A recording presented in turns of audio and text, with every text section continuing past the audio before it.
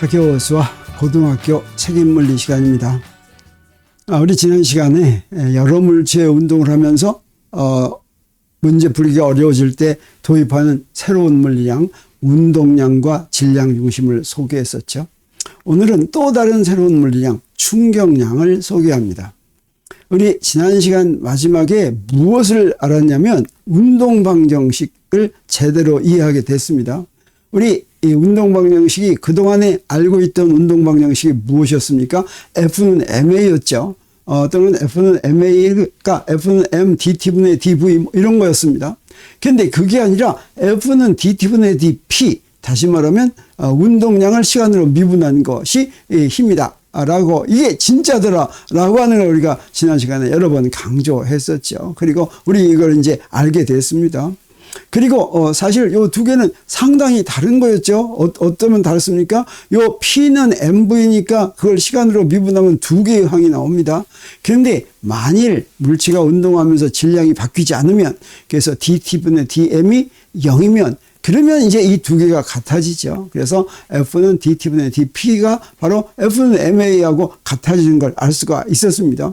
그게 질량이 바뀐다면, 만약에 바뀐다면 F는 DT분의 DP는 F는 MA와 같지 않았고 둘 중에 어떤 게 진짜냐라고 했을 때 우리 처음 게 진짜다라고 하는 걸 우리가 알았었죠. 근데 우리 그동안에는 질량이 바뀌지 않는 건 너무나 당연하다라고 생각했는데 사실은 그렇지가 않고 질량이 변하는 경우가 많이 있다고 했습니다. 예를 들어서 로켓이 올라갈 때는 연료를 내뿜죠. 연료를 내뿜으면 로켓의 질량은 점점점 줄어듭니다. 그때 뉴턴의 운동법칙 적용할 때는 반드시 이 모양의 뉴턴의 운동법칙을 적용해야 된다고 하는 거죠. 그리고 또 우리 무엇도 얘기했습니까? 특수상대성 이론에서 보면 질량은 항상 속도에 따라 변하게 돼 있다라고 했습니다. 그래서 질량이 변하지 않는다는 생각이 잘못되었고, 우리 물리 시간에는 사실 질량 보존 법칙이라는 걸 한 번도 배운 적이 없습니다. 그리고 앞으로도 질량 보존 법칙이라는 법칙은 물리에 나오지 않습니다. 왜 나오지 않냐면 질량은 보존되는 양이 아니기 때문입니다. 그런데 우리 뉴턴의 운동 제1법칙 가지고도 우리 중요한 거 하나 알 수가 있는데, 우리 전에 뉴턴의 운동 제1법칙, 즉 관성법칙은 요거 처음 배울 때 무엇 때문에 요거 이용한 거라고 그랬습니까? 뉴턴의 운동법칙에는 세 가지가 있는데 첫 번째 제1법칙은 바로 관성기준계를 정의하는 법칙이라고 그랬죠. 그것과 함께 우리는 무엇을 어떤 의미로도 이용할 수가 있냐면 물체에 힘이 작용하지 않는 한, 또는 물체에 작용하는 힘이 다 합하면 0이면 그러면 정지 상태에 있거나 또는 직선 위에서 일정한 속력으로 움직이는 물체는 그 상태를 그대로 유지한다. 이 얘기는 등속도 운동한다. 그래서 처음에 0이었으면 계속 0, 처음에 어떤 속도였으면 계속 그 속도로 간다라고 하는 거죠. 그건 어떤 데서부터 우리 바로 알 수가 있냐면, 우리 어떤 양을 미분하면, 시간으로 미분하면, 시간으로 미분해서 0이라고 하면 그 어떤 양이, 여기 별로 표시한 양이 시간이 지나더라도 나중 시간과 처음 시간에 같다라고 하는 뜻을 얘기합니다.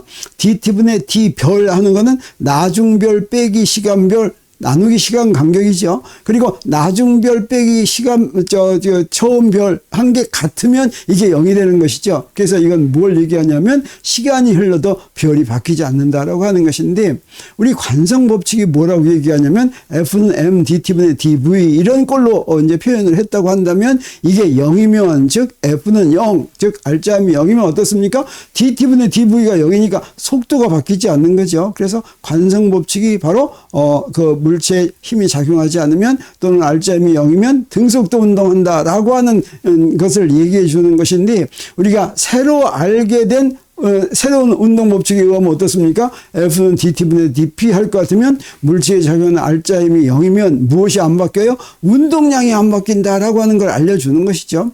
그리고 질량이 만약에 변하지 않는다고 하면 이 두 개가 똑같은 얘기죠. 운동량은 질량 곱하기 속도니까 속도가 안 바뀌면, 또 그래서 질량이 안 바뀌면 운동량도 안 바뀌는 것이죠. 근데 만약에 질량이 바뀐다고 하더라도 운동량이 안 바뀐다라고 하는 것이죠. 알짜임이 0이면. 자, 그래서 바로 이런 걸 우리가 이용을 할 텐데, 우리 충격량도 이것과 연관돼서 정의가 됩니다. 그래서 충격량을 정의하기로 하겠습니다. 충격량은 어떤 경우에 정의하냐면 어떤 물체의 힘이 짧은 시간 간격 동안만 작용할 때, 그래서 시간이 t가 t1과 t2 사이에서만 힘이 작용하는데 그 시간 간격이 짧을 때, 근데 짧다 길다라고 하는 건 상대적인 개념이기 때문에 우리 그 문제가 지금 무엇을 다루는 문제냐에 따라서 달라지게 되겠죠. 그래서 뭐 이게 짧으려면 뭐 0.001초보다 짧아야지만 짧다 이런 뜻은 아닙니다. 뭔가 짧다 길다라고 하는 그런 비교하는 것일 때는 상대적인 것이기 때문에 이제 기준에 따라 달라질 수가 있겠는데, 자, 이렇게 보겠습니다. 힘이 짧은 시간 간격 동안만 작용한다고 하는 것은 어떤 시작 시간 T1에서부터 T2 사이에서만 작용하는데 T1 전에는 힘 작용하지 않고 T2 후에도 작용하지 않고 여기에 이렇게 힘이 작용합니다. 그러면 이걸 우리가 어떻게 생각할 수가 있냐면 힘 작용할 때는 처음에 0에서부터 시작하겠죠. 그래가지고 최대값까지 작용하다가 다시 감소할 텐데 그게 어떤 평균값만큼 작용한다 이렇게 생각할 수가 있겠습니다. 저기 F바라고 위에다가 줄 끈 거를 바라고 읽는데 F바는 힘의 평균값이 되겠어요. 그래서 여기 작은 값에서 큰 값까지 하면 그 중간점이 평균이 되겠습니다. 그리고 T2에서 T1을 뺀 거 이걸 우리가 델타 T 힘이 작용한 시간 간격이라고 하면 이 시간 간격이 작을 때 충격량을 어떻게 정의하냐면 평균 힘에다가 작용한 시간 간격을 곱한 것을 충격량이다 라고 정의합니다. 그래서 이걸 식으로 쓰면 충격량은 I는 F바 곱하기 델타 T 이렇게 정의합니다. 근데 이건 사실은 이제 정확하게는 어떻게 쓸 수도 있냐면 바로 이걸 적분한 거, 저 FT를 힘이 작용하는 시간 동안의 시간에 대해서 적분하면 정확한 표현이 되겠습니다. 그러면 우리 요 시간의 평균은 무엇과 같다고 할 수가 있겠어요? 이렇게 적분하는 것을 델타 T로 나눈 거, 요거라고 알 수도 있겠죠?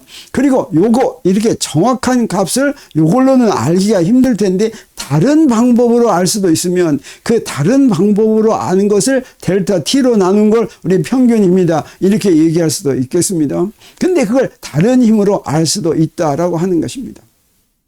그래서 그 이야기가 어떻게 되는 건지 보겠습니다. 우리 무엇이 중요하냐면 힘이 작용하지 않으면 운동량은 일정하게 유지된다라고 하는 개념이 굉장히 중요합니다. 그래서 여기 이런 예를 들어보겠어요. 자, 여기에 라켓에 테니스볼이 부딪히겠습니다. 와서 부딪힙니다. 그러면 어떻습니까? 이 공이 라켓에 충돌하는 짧은 시간 동안만 힘이 작용하죠.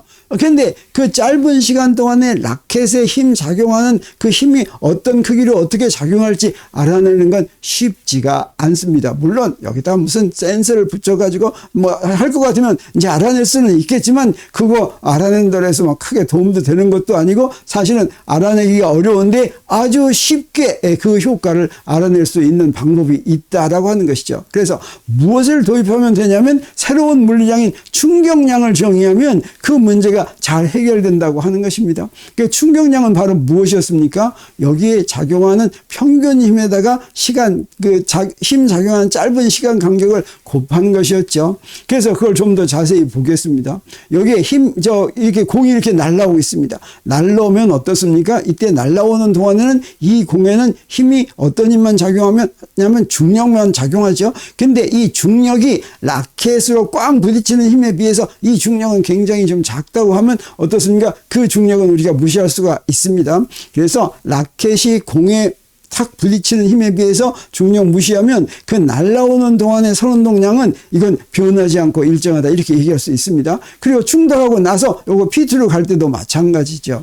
그래서 공이 라켓에 충돌하는 동안 라켓이 공에 어떤 힘이 작용하는지는 알기 어렵지만 우리 무엇을 알기는 쉽냐면 충돌 전후 공의 선운동량, 여기 충돌 전의 선운동량을 P1이었고 후의 선운동량은 P2였죠. 그건 알기가 쉽다라고 하는 걸 우리가 알 수가 있는데 왜 그렇습니까? 그건 우리가 지금 아까도 설명을 했었죠. 그 이유는 바로 뭐냐면, 자, 여기서 충돌하기 전에는 저 충돌하는 힘 요거에 비해서 중력을 무시하면 이때 힘 작용하지 않고, 이때 힘 작용하지 않으면 어떻습니까? P1은 그대로 일정하게 유지되죠. P2도 일정하게 유지되죠. 오랫동안 일정하게 유지되는 건 우리 어떻습니까? 알기 쉽죠. 그리고 우리 야구 할 때 어떻습니까? 야구공의 속도 같은 거 측정하기가 쉽죠. 그 야구공의 속도 측정했으면 거기다 야구공 질량 보면 바로 운동량 아는 거죠. 그런데 여기 어떻겠습니까? 여기 라켓에 공이 딱 부딪혀서 충돌해서 하는 힘은 이건 알기가 어렵다라고 이제 하는 거 우리가 알 수가 있겠습니다. 자, 그래서 여기서 T1 때 충돌하기 시작했고, 공이 충돌하기 시작했고, T2 때, T1은 공이 접촉하기 시작한 순간입니다. 그리고 T2는 이제 공이 라켓을 떠나는 순간이다라고, 이제 하겠어요. 떨어지는 순간. 그러면, 이 힘은 언제만 작용합니까? T는 T1과 T2 사이에서만 힘이 작용하기 때문에 아까 충격량의 정의를 이제 우리 적용할 수 있습니다. 다시 말하면 이런 경우는 어떻습니까? 라켓에 힘이 작용하는 시간 간격이 비교적 작다고 생각할 수가 있겠죠. 그리고 이때 이 충돌 전과 충돌 후에 공의 운동량은 우리가 알기가 쉽다라고 할 수도 있습니다. 그래서 충격량 아까 정의한 걸 여기서 다시 한번 보겠습니다. 힘은 언제만 작용했습니까? T1과 T2 사이에만 작용했죠. 그리고 공의 운동은 무엇으로 이제 기술됩니까? 여기 뉴턴의 운동 방정식 F는 dT분의 dP로 기술이 되죠. 그래서 시간이 T는 T1보다 더 작으면 그때는 아직 충돌 전입니다. 그러면 공에 작용하는 힘은 얼마입니까? 0이죠. 그래서 0은 dT분의 dP 이 식으로부터 우리 뭘 합니까? P가 일정하다라고 하는 건 압니다. 그 일정한 값을 P1이라고 하겠어요. 그리고 이제 T가 T2보다 더 크면 그러면 어떻습니까? 우리 또 뭘 합니까? 공한테 힘 작용하지 않는다는 거 알죠? 그러면 이때 또 이거 가지고 우리 뭘 합니까? P는 안 변한다는 거 알죠? 근데 그 P는 안 변하는 값이 이거하고 같을 리는 없죠? 그래서 다른 값 P2는 일정, P2라고 하는 값이라고 하는 걸 여기다 이제 P2라고 한다면 그러면 그 사이에서는 T가 T1과 T2 사이에서는 우리 어떤 식이 성립되냐면 자, 요 식이 성립되는데 요 시간 간격이 짧으니까 요 식을 근사식으로 어떻게 쓸 수가 있습니까? 우리 DT는 미분이고 DP도 미분인데 이 미분은 바로 뭐나 마찬가지라고 그랬어요? 차분, 작은 차분이라고 그랬죠. 그래서 요게 조금 이 미분이 아니라 차분이어서 조금 크면 다시 말하면 시간 간격이 미분은 아니지만 작으면 이걸 어떻게 쓸 수가 있냐면 델타 T분의 델타 P 이렇게 쓸 수 있습니다. 이거 델타 T가 작으면 아주 좋은 근사식이죠. 그러면 이걸 어떻게 하냐면 이 델타 T를 양변에 곱합니다. 그러면 어떻게 됩니까? F 델타 T는 델타 P 이렇게 되겠죠. 그래서 델타 T는 T2 빼기 T1이고 델타 P는 P2 빼기 P1인데 양변에 델타 T를 곱하면 이렇게 됩니다. 자, 그래서 요 F 델타 T를 뭐라고 정의하냐면 충격량이라고 정의한다고 하는 것이죠. 그래서 충격량을 왜 F 델타 T로 정의를 했느냐? 바로 짧은 시간 간격 동안에 힘이 작용할 때 바로 요 식을 이용할 수 있기 때문에 뉴턴의 운동 방정식에서부터 충격량을 정의하는 것입니다.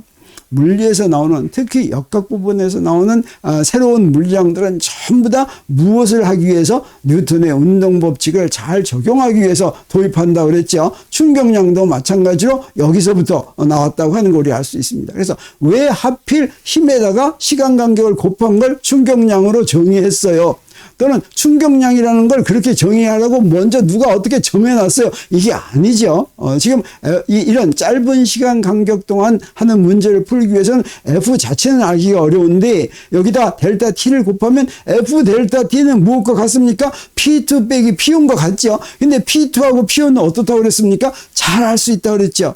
그래서 F는 잘 모르는데 뭐 델타 T는 알지만 그것을 우리 잘 아는 운동량 변화량으로 알 수 있으니까 새로운 물리량 충격량을 정의했다라고 하는 걸 알 수 있습니다. 다시 정리해서 얘기하면 F는 잘 알 수 없어도 운동량 변화량은 어렵지 않게 구할 수 있기 때문에 충격량이라는 걸 정의할 것 같으면 짧은 시간 동안 힘이 작용하는 물체의 운동을 쉽게 기술할 수 있다고 하는 것이죠. 그래서 충격량은 무엇과 같아요? 운동량 변화량과 같다고 하는 것입니다. 그래서 문제에서 충격량을 구하라 라고 하는 문제가 나오면 충격량은 힘 곱하기 시간이니까 힘 곱하기 시간 간격이니까 어떤 힘이 작용했을까라고 열심히 이제 찾아보려고 하면 그건 잘하는 게 아닙니다. 그건 무엇과 같다? 운동량 변화량과 같다라고 하는 걸 이용해야지 된다라고 하는 것이죠.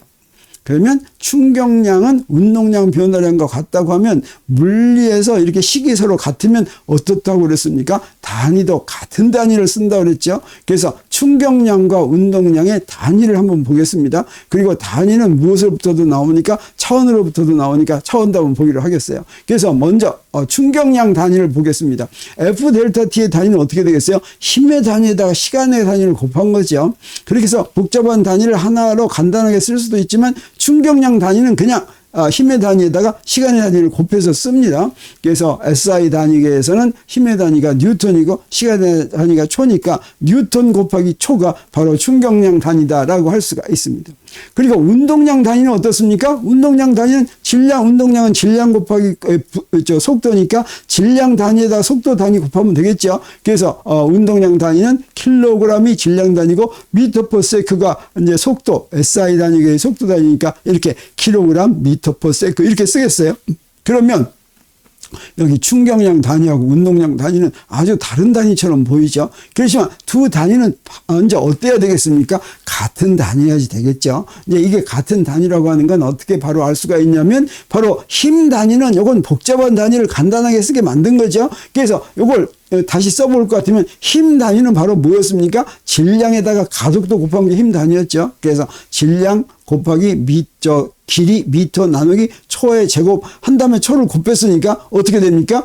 질량 곱하기 길이 나누기 시간 해서 킬로그램 미터 퍼 세크하고 그 다음에 힘 곱하기 초 한 거하고 같은 단위다라고 하는 걸 우리 알았습니다. 그래서 이 두 단위는 같구나 하는 거 우리 알았습니다. 차원도 마찬가지죠. 차원도 충격량 차원은 하나씩 볼 것 같으면 충격량의 차원은 힘의 차원에 시간 차원을 곱한 것이니까 힘의 차원은 무엇입니까? MLT-2승이죠. 그리고 T니까 이건 MLT-1승. 이게 이제 차원 기호로 표시한 겁니다. 그리고 우리 운동량 차원은 어떻게 됩니까? 운동량 차원은 질량 곱하기 속도니까 질량은 M이고 속도는 LT-1죠. 이 두 개가 어떻습니까? 똑같다라고 하는 걸 우리 알 수가 있습니다. 그래서 이렇게 충격량을 도입할 것 같으면 운동량 변화량을 가지고 충격량 자체를 먼저 알려고 하는 것보다는 운동량 변화량을 가지고 운동량 변화량을 쉽게 알 수 있으니까 거기서부터 시간 간격을 나눌 것 같으면 우리 평균 힘도 알 수가 있습니다.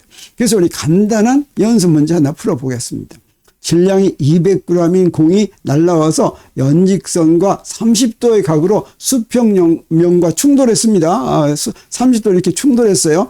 그래서 그 충돌하면서 충돌은 얼마 동안 했냐면 0.2초 동안 했어요. 그리고 다시 연직선과 30도의 각으로 다시 튀어 올랐습니다. 그리고 충돌 전후의 속력이 모두 2m/s로 같다고 한다면 그러면 첫 번째 문제는 공이 받은 충격량을 구하라.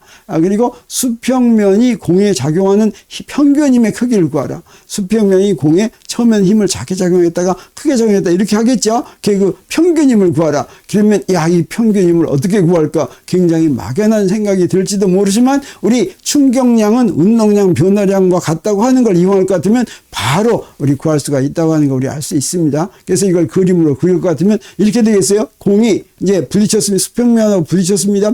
연직선하고 30도로 부딪혔어요. 또 역시 30도로 나갔습니다. 그리고 V하고 V'이 똑같은 2m/s라고 했어요. 그러면 우리 이걸 어떻게 쓸 수가 있겠습니까? 먼저 충돌 전 운동량이 뭔지 우리 여기 기준계를 오른쪽을 X축, 위쪽을 플러스 Y축 이렇게 할 것 같으면 충돌 전 운동량은 어떻게 되냐면 여기 X방향 성분이 있죠. X방향 성분은 MV 사인 세타 하는 게 X방향 성분입니다. 그리고 Y방향 성분은 Y 코사인 세타인데 아랫방향이니까 마이너스가 되겠죠.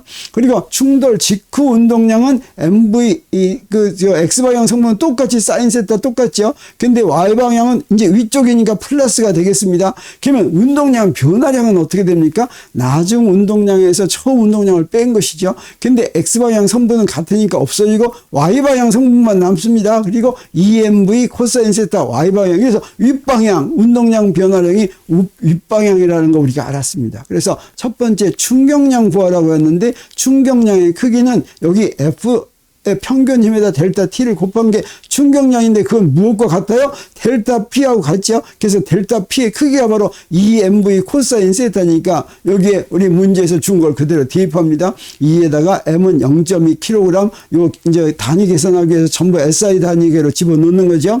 그리고 V는 2m/s, 그 다음에 코사인 30도, 그러면 이제 단위는 뉴턴 세크 이렇게 됩니다. 그래서 계산을 했더니 코사인 30도까지 계산을 했더니 0.693 뉴턴 초가 되는 거 우리 알았습니다. 그리고 이제 두 번째로 물어본 게 뭐였습니까? 수평면이 공에 작용한 평균임 구하라고 그랬죠. 그러면 평균임을 구하려면 우리 운동량 변화량은 아는데 우리 이 평균임은 어떻게 해서 구합니까? 바로 운동량 충격량인 운동량 변화량에서 변화량을 델타 T로 나누면 그게 바로 평균 힘이 되겠습니다. 그래서 여기다 0.2초를 대입하니까 바로 힘이 어떻게 되겠어요? 계산하니까 이제 3.46 뉴턴이다. 평균에서 3.46 뉴턴이 작용한다라고 하는 걸 우리 쉽게 알 수 있습니다.